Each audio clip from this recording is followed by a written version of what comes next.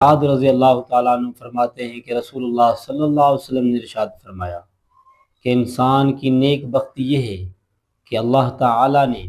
جو اس کے مقدر میں کر دیا ہے اس پر راضی رہے،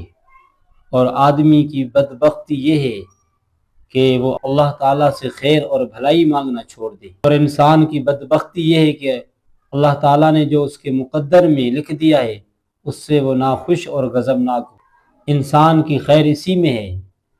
کہ وہ اللہ تعالیٰ سے خوش رہے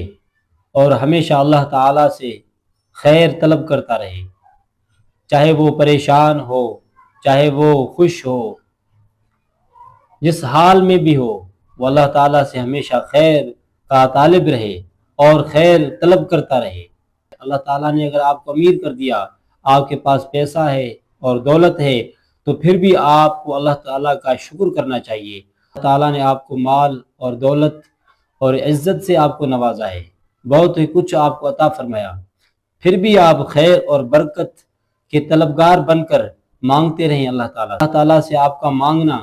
یہ اس بات کا ثبوت ہے کہ آپ اللہ کے محتاج ہیں۔ جو کچھ اللہ تعالیٰ نے آپ کو دیا ہے آپ اس کا شکر، یعنی جو کچھ آپ اللہ سے مانگ رہے ہیں یا آپ اللہ کا شکر کر رہے ہیں، آپ اللہ سے مانگ رہے ہیں، آپ اللہ کو بتا رہے ہیں کہ میں آپ کا محتاج ہوں، میں آپ سے مانگ رہا ہوں، آپ نے جو کچھ مجھے دیا ہے میں اس پر راضی ہوں، اور پھر بھی آپ سے میں خیر کا طلبگار ہوں۔ آپ سے نہ ہو کہ اللہ تعالیٰ نے اگر آپ کو بہت کچھ مال دیا ہو، دولت دی ہو، آپ کو بڑی چیزوں سے نوازا ہو، تو آپ اللہ سے مانگنا چھوڑ دیں، آپ اللہ کے سامنے سے اپنے آپ کو عاجز بندہ کرنا چھوڑ دیں، اپنے آپ کو سرکش